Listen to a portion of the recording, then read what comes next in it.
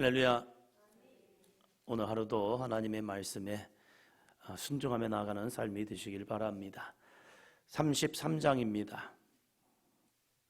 33장 3절 4절입니다. 그들이 첫째 달 15째 날에 라암셋을 떠났으니 곧 6월절 다음 날이라. 이스라엘 자손이 애굽 모든 사람의 목전에서 큰 권능으로 나왔으니 애굽인은 여호와께서 그들 중에 치신 그 모든 장자를 장사하는 때라. 여호와께서 그들의 신들에게도 벌을 주셨더라. 아멘. 출애굽의 역사는 기적이었습니다. 그들의 힘과 능력이 아니라 10가지 재앙을 그들은 바라보았고 하나님이 친히 그들 가운데 함께 하심을 보았습니다. 그걸 보고 그들은 출애굽을 하였습니다. 그러면 얼마나 그들의 마음속에 기쁨과 은혜가 충만할까. 그런데 그들은 3일 만에 원망과 불평이 되었습니다. 바로 홍해 앞에 딱 섰을 때부터 그들은 원망과 불평이 되었죠. 광야 3일 길을 가면서 그들은 물이 없어 하나님 앞에 원망 불평을 하였습니다. 기적을 경험하는 것보다 더 중요한 것은 하나님의 은혜를 기억하는 것이 중요합니다. 하나님 또 보여주세요. 또 만나게 해주세요. 또 역사해 주세요. 이런 경우가 우리에겐 참 많더라고요. 그러나 하나님의 은혜를 기억하면 그 은혜를 통하여서 우리는 하나님 앞에 감사할 수 있습니다. 은혜가 없기 때문에 원망과 불평하는 것이 아니라 그 은혜를 잃어버렸기 때문에 원망과 불평이 되고 있다는 사실이에요. 그러나 감사하는 사람을 보면요, 십자가의 은혜, 나를 구원하신 그 십자가의 은혜만 기억해도 감사하게 됩니다.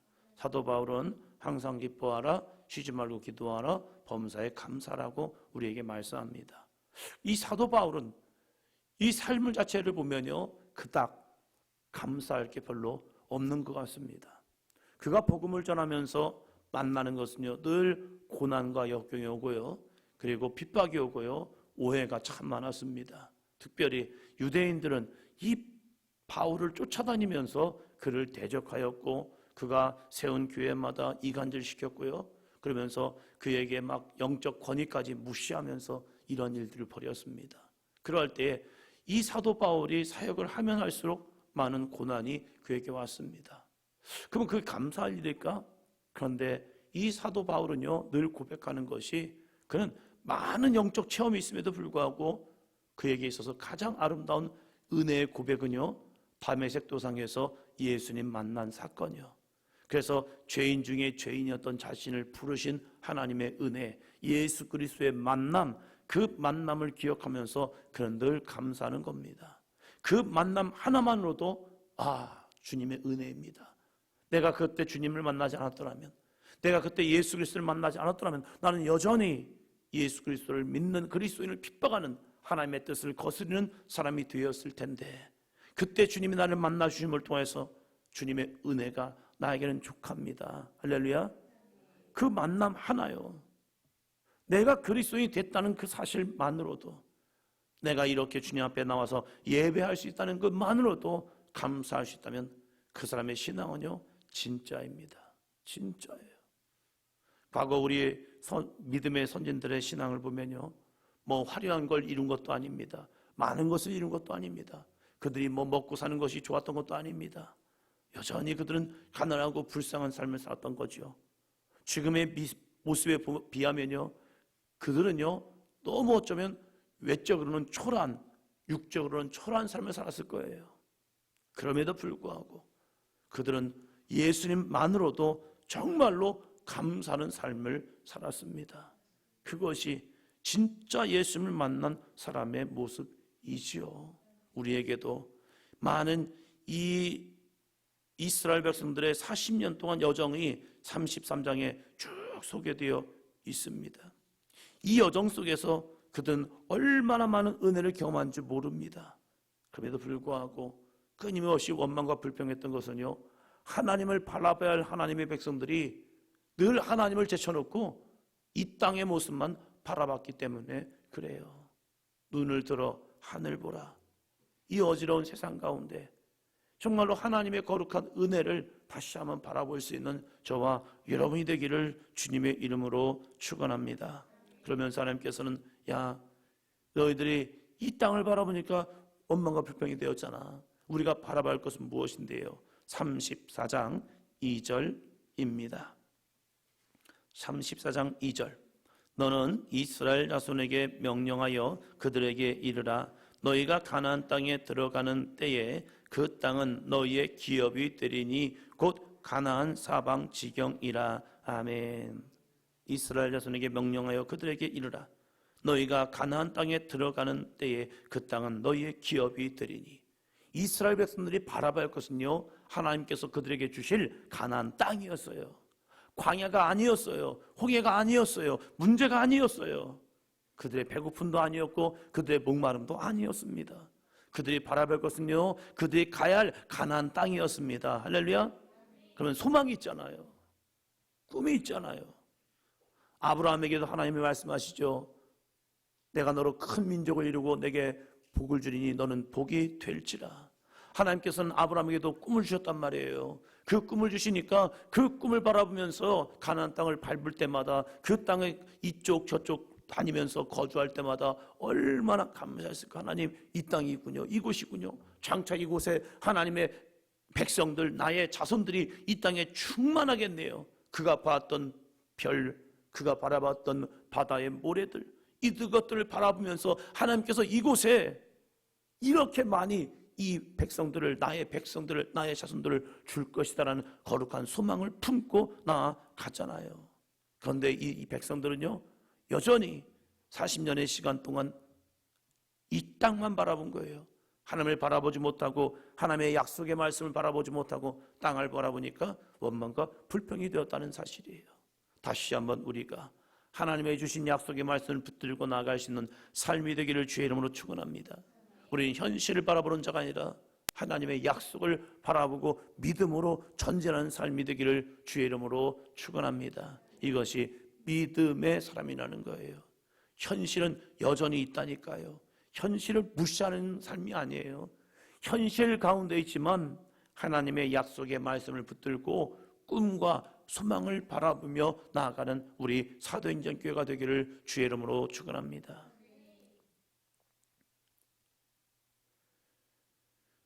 왜 이렇게 뒤에다가 막 여러 가지 글들을 써놨느냐? 한 목사님께서 우리 교회를 와서 보시면서 그러더라고요.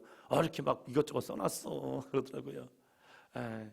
그러니까 보기에는 막 복잡해요. 막 좀 그래요. 그런데 우리가 왜 이렇게 뒤에다가 이렇게 막 강단에서 써놨느냐? 우리가 여러분이 교회 와서 뭐 제 얼굴만 보겠습니까? 이쪽도 보고 저쪽도 보고 그러겠죠. 그럴 때 그 바라볼 때에 그 말씀이 여러분의 심령 속에 들어가서 뒤에 새겨진 말씀처럼 우리 사도행전 교회가 정말로 1만 사도와 함께 꿈을 꾸면서 지역복음화, 민족복음화, 세계복음화를 이루는 귀한 삶이 되게 도와주세요. 꿈을 꾸는 거죠. 비전을 갖는 거죠. 그래서 우리가 이 석사동이라는 이 춘천이라는 지역에 머물러 있는 것이 아니라 거룩한 꿈을 꾸며 나아가는 삶이요. 요즘 저희 친구 목사 중에 한 목사가 수원의 조원교회라고 목회하는 친구가 있습니다. 11년 동안 우리 청소년 아이들과 청년들과 함께 비전 트립을 다니고 있습니다. 올해는 보스턴 쪽으로, 미국 동부 쪽으로 가서 이제 이 청년들과 이 아이들과 비전 트립을 하고 있대요. 비전 트립을 하면서 그것이 11년째 계속 진행되고 있는 겁니다. 하면서 그 아이들에게 꿈과 소망을 주면서 거기에 유학생들이 이제 4명이 나왔대요. 유학생들이 4명이 나오면서 그 아이들에게 보여주는 거예요. 계속 꿈과 소망을 보여주면서 보여주는 겁니다. 그 본 아이들이 그 마음의 꿈을 가지고 비전을 가지고 나아갑니다. 보여준다는 것은 너무 소중해요. 그냥 놀러 가는 것 같죠? 맞아요. 놀러 가는 것 같이 보일지라도 그들에게 그 발자취마다 하나님이 주시는 거룩한 소망과 비전과 꿈이 있습니다. 2013년에 이천중앙교회를 가면서 그 이천중앙교회에서 이제 담임 목사님 오셔가지고 처음 시도한 것이 아이들에게 이제 단기 선교를 보내는 거였습니다. 청년들, 청소년들에게 이제 캄보디아와 계신 선교사님과 연결이 돼가지고 열심히 단기 선교를 보냈습니다. 단기 선교를 갔는데 기가 막힌 일이 벌어지기 시작하는 거예요. 아이들이 거기 청소년들이 거기에서 뭐 그렇게 신앙생활 막 열심히 한 것도 아니고 부모님에 의해서 교회를 다니던 아이들이에요. 캄보디아 여러분 같으면 가겠습니까? 별로 좋은 곳이 아니에요. 단기 선교 가면요, 아이들 하지도 않았던 삽질하고 페인트 칠하고 뭐하고 이것저것 하면서 아이들한테 선교한단 말이에요. 그런데 거기에서 이제 아이들이 하면서 너무나도 놀라운 일은 그때에 좀 뺀질뺀질하고 뭐 이렇게 저렇게 하는 아이들도요 은혜를 받더라고요. 그래서 놀라운 이 소식이 들려왔는데 뭐냐면 그때 아이들이요 신학교를 많이 갔어요. 신학교 가라고 단기 선교 가는 건 아니에요. 걱정하지 마세요. 단기 선교 보는 우리 아이들이 뭐 신학교 가나? 그런 건 아니에요. 그런데 그 아이들이요 꿈과 소망과 비전을 보는 거예요. 그 아이들 가진 것도 없고 배운 것도 없고 뭐 별것 보잘것없는 그 아이들의 눈망울, 근데 그 눈망울은요 초롱초롱해요. 우리 청소년들 예배를 보면요 아이들이 다요 눈이요 맛이 갔어요. 다 거의 그래요. 막 눈을 보면요 초롱초롱한 게 하나도 없어요. 그런데 이 캄보디아에 가서 본 아이들은요 눈망울이요 아이들이 교회 와서 막 이것저것 하고 뭐 하는 거 모습 보고 가서 전도해서 아이들을 쭉 데려와서 이렇게 하는 거 보면요 아이들 눈이 살아있는 거예요. 그래서 제가 그 얘기를 했어요. 아이들한테요. 야, 왜 이렇게 너희들의 눈과 이 아이들의 눈이 다를까? 무엇 때문일까? 그러면서 아이들에게 그 캄보디아에서 소망의 말씀을 전하면서 야, 우리들이 다시 한번 꿈을 꾸고 비전을 가지고 나가자 막 이런저런 거 했죠. 근데 놀라운 것이 하나님의 아이들을 변화시키더라고요. 무엇을 보느냐는 너무 중요합니다. 무엇을 보느냐. 그러면서 친구 목사니까 또 거기에 댓글 달았지요. 부럽다. 부럽죠. 뭐 어느 정도 기반을 가지고 있고 교회가 되기 때문에 단기 선교를 가는 것이 아니라 아이들에게 소망을 주고 싶으니까 가는 거예요. 우리 사도인전 교회도 그런 교회가 되기를 바랍니다. 할렐루야.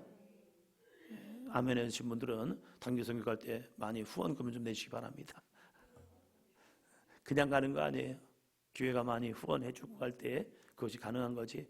자기들이 자기 비용 다 내고 간다? 못 갑니다. 철원에 있을 때에 오덕교회라는 교회가 있었습니다. 오덕교회가 철원평야 거기 있는 교회입니다. 그렇게 큰 교회 아닙니다.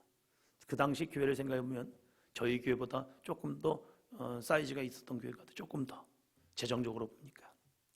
근데 그 교회가요 한 목사님이 그 교회 부임하시면서 어쩌면 가장 변방 끝입니다.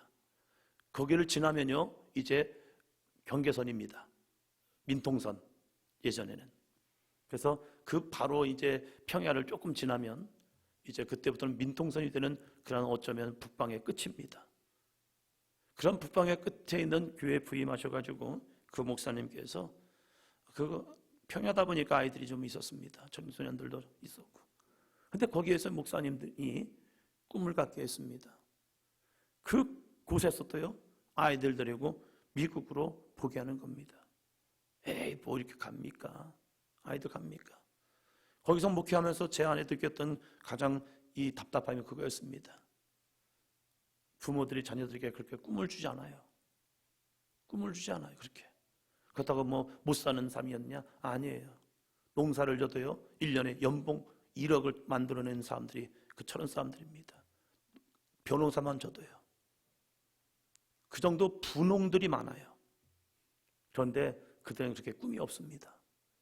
여기서 그냥 농사지면서 살아도 잘 먹고 잘 사는 거예요.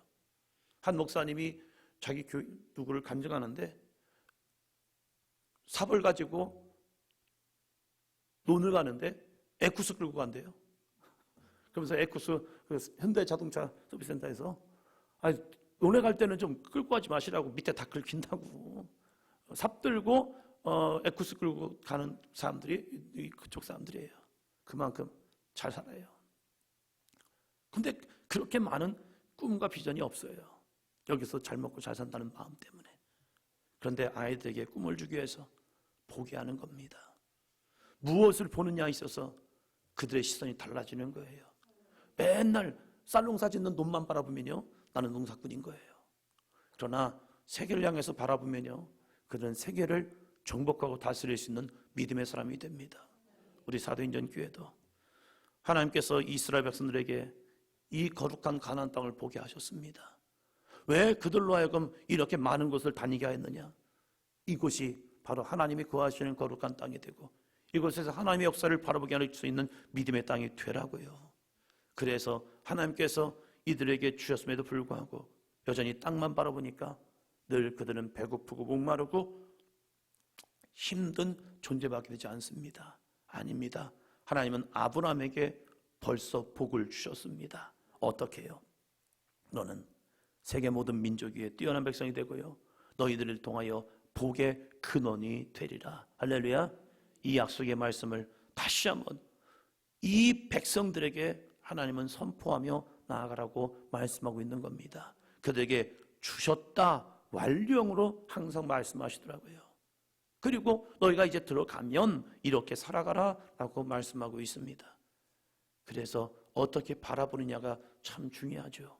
우리는 지금의 현실을 바라보는 것이 아니라 하나님의 약속을 다시 한번 붙들고 나아가는 삶이 되기를 주의 이름으로 축원합니다. 기도합니다.